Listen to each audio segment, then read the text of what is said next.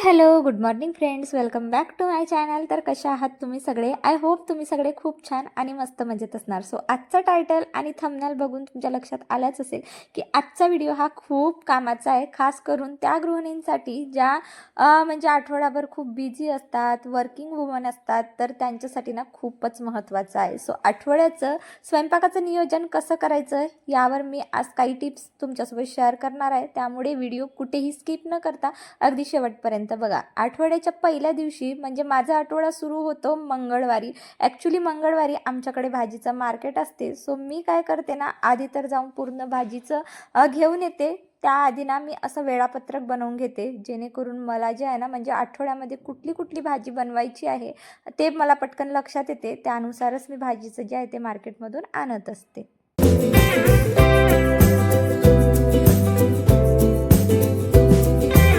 जे काही भाजीचं मी मार्केटमधून आणते ते आधी छान असं मस्त वॉश करून घेते. आणि जे काही मला भाजीचं निवडायचं असतं, जसं पालेभाज्या, ते मी खास करून मुलांचा अभ्यास जेव्हा घेते ना, त्या टायमिंगला मी हे सगळं पालेभाज्या जे आहे ना छान असं निवडून घेत असते. अगदी कोथिंबीरसुद्धा. तसं तर कोथिंबीर मी नेहमी वॉश करून ठेवते, पण हल्ली काय होत आहे ना, कोथिंबीर वॉश केली की ती अगदी सडल्यासारखी होते. म्हणून मी डायरेक्ट अशी छान आहे ना मस्त अशी निवडून घेते. आणि वेगवेगळं निवडून ठेवलं की मग आपल्याला जे आहे ना प्रॉपर डब्यामध्ये जे आहे ते भरून ठेवता येतं. त्यानंतर जे काही पालेभाज्या मी कट करते किंवा निवडून ठेवते त्या सगळ्या मी अशा एअरटाईट कंटेनर डब्यामध्ये जे आहे ना ते अशी स्टोअर करत असते, जेणेकरून आठवड्यामध्ये जेव्हा कधी मला म्हणजे असं विचार आलं की ही भाजी आपल्याला करायची आहे, तेव्हा ती डायरेक्ट फ्रीजमधून आपल्याला तो डब्बा म्हणजे काढता येते. आणि आपला रोजचा म्हणजे रोजचा जो विषय असतो की आज जेवणात बनवायचं काय, हे अगदी सोपी होऊन जाते. सो हे एअरटाईट डब्बे खूप महागडे आहे असं नाही, तर हे सगळे मी ऑनलाईन मागवलेले आहे. तुम्हाला यांची लिंक हवी असेल तर मी डिस्क्रिप्शनमध्ये यांची लिंक देते. त्यानंतर कोबी खास करून ना मी छोट्या छोट्या तुकड्यांमध्ये कट करून ठेवते. म्हणजे काय होते ना, कधी कधी असं होते सकाळी आपल्याला म्हणजे कधी बाय चान्स आपण उशिरा उठतो किंवा मुलांचं स्कूल असतो, नाहीतर मग रात्री आपण कामं करून खूप थकून जातो, उशिरा झोपतो. त्यामुळे सकाळी ना लवकर टिफिन बनवण्यासाठी ना ही आयडिया खरंच खूपच बेस्ट आहे. म्हणजे फ्लावर्स वगैरे असे कट करून असले की डायरेक्ट फ्रीज खोललं, डब्बा घेतला की डायरेक्ट आपल्याला भाजीची फोडणी देता येते. सो त्याप्रमाणे मी असं मॅनेजमेंट जे आहे ना ते करून ठेवत असते.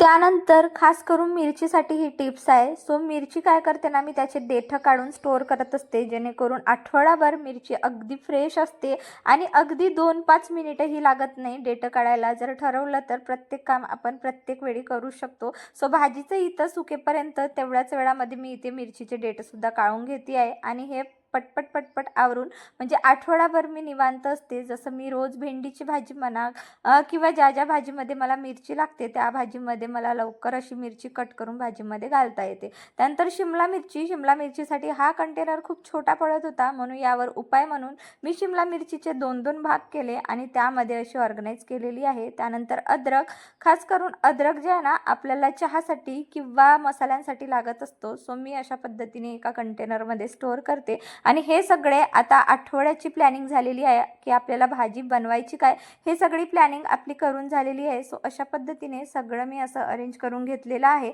जे म्हणजे रोजच्यामध्ये मला कट करा यामध्ये टाईम जाते तशा भाज्या मी कट करून ठेवलेल्या आहे. आणि जे खराब होऊ शकतात कट करून, जसं वांगं वगैरे खराब होऊन जाते कट करून ठेवलं तर, म्हणून मी ते त्याला ॲज इट इज असंच ठेवणार आहे. त्यानंतर आठवड्यातून एक दिवस तरी मोड आलेले कडधान्य आपण खाल्लेच पाहिजे, कारण यामध्ये भरपूर प्रमाणात प्रोटीन असतं.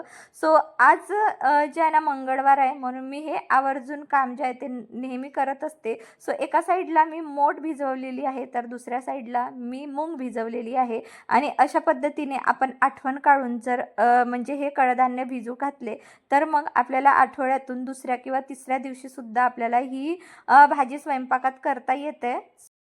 तर चला, मोठ आणि मूगला मोड कशा आणायचे यासाठी सुद्धा एक टिप्स देते.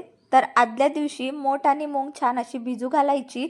दिवसभर किंवा रात्रभर भिजू घातली की दुसऱ्या दिवशी सुती कापडामध्ये जे आहे ना ते बांधून ठेवायची. त्यानंतर जो काही भिजवलेलं पाणी असतो तो पाणी फेकण्यापेक्षा तुम्ही गार्डनर असाल तर हा पाणी आपल्या प्लांटसाठी खूपच बेस्ट असतो, म्हणून मी हा पाणी काढून ठेवून झाडांना देत असते. त्यानंतर तिसऱ्या दिवशी तुम्ही बघू शकता मटकीला आणि मूगला इतके छान म्हणजे मोड आलेली आहे ना, पण पाहिजे तशी तर आली नाही पण बऱ्यापैकी छान आलेली आहे. कारण सध्या हिवाळा सुरू आहे त्यामुळे, आणि हे ॲज इट इज मी फ्रीजमध्ये असंच ठेवून देत असते. त्यानंतर काही भाज्यांना जे आहे ना अगदी म्हणजे कांद्याच्या ऐवजी लसूणचीच फोडणी हवी असते, तशा भाज्यांसाठी जे आहे ना मी म्हणजे आठवड्याभर लागेल तितकं लसूण मी इथे सोलून ठेवते. कारण काय होते ना, रोजच्या धावपळीमध्ये रोज हे काम करा शक्यच होत नाही. आणि खरं सांगू तर म्हणजे स्वयंपाक पटपट होण्यासाठी ना या छोट्या छोट्या टिप्स नक्की आवर्जून आपण केलं पाहिजे, आणि एकदा तुम्ही नक्की करून बघा. कारण या सगळ्या जे काही मी टिप्स तुम्हाला देते आहे त्या सगळ्या मी स्वतः अनुभवलेल्या आहेत, आणि त्यामुळे माझा रोजचा स्वयंपाक खरंच खूप पटकन होत असतो.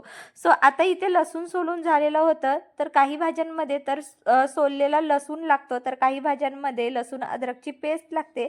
त्यामुळे मी आठवडाभर पुरेल इतकी पेस्ट जे आहे ना ते अशा प्रकारे बनवून ठेवत असते, जेणेकरून फोडणी देताना पटकन म्हणजे डबा हातात घेतला की लगेच आपण फोडणी देऊ शकतो, ज्यामुळे भाजीसुद्धा पटकन होते, स्वयंपाकसुद्धा पटकन होत असतो. आणि कधीही लसूण अद्रकची पेस्ट जी आहे ना स्टोअर करताना स्टीलच्या भांड्यात स्टोअर करायची, कारण प्लास्टिकच्या भांड्यामध्ये जर आपण स्टोअर केलं तर त्याला स्मेल सुटतो, आणि स्टीलच्या भांड्यामध्ये जर छान असं डब्यामध्ये स्टोअर केली तर अजिबात त्या पेस्टला कुठला स्मेल वगैरे सुटत नाही.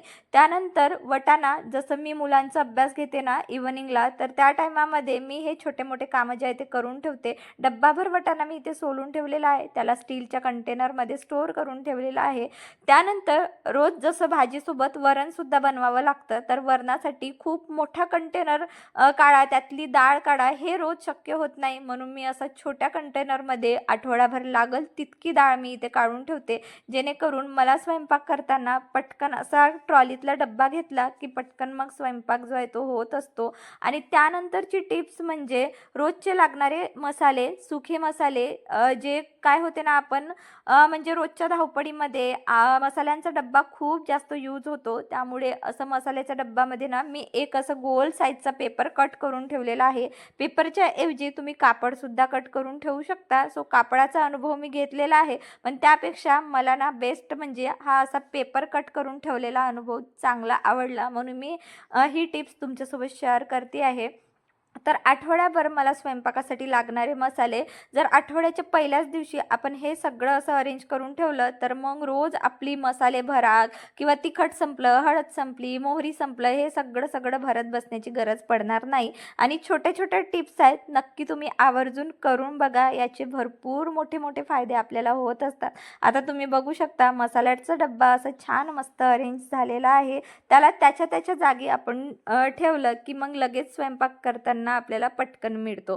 सो आता परत एक टिप्स मी तुम्हाला देते, सगळ्या किचनमध्ये ज्याची त्याची जागा जर ठरल्याप्रमाणे असली तरी मग रोजची धावपळ आपली काही होणारच नाही. त्यानंतर चपात्याला लागणारं गव्हाचं पीठ आणि त्यासोबतच बेसन पीठ असं मी 2 कंटेनरमध्ये जे आहे ना भरून ठेवत असते, जेणेकरून रोज मला चपात्या लाटताना म्हणजे इकडे तिकडे शोधाशोध करायची गरज पडत नाही, आणि कंटेनरसुद्धा व्यवस्थित जागच्या जागी असतात, आणि किचनचं लुकसुद्धा खूप छान दिसत असते.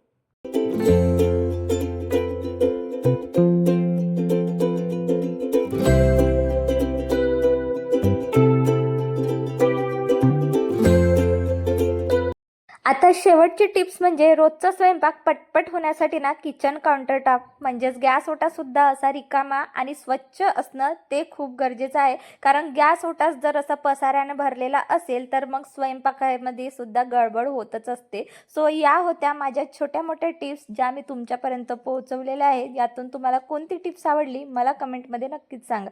चला मग भेटूया पुढच्या व्लॉगमध्ये. Bye everyone, have a good day.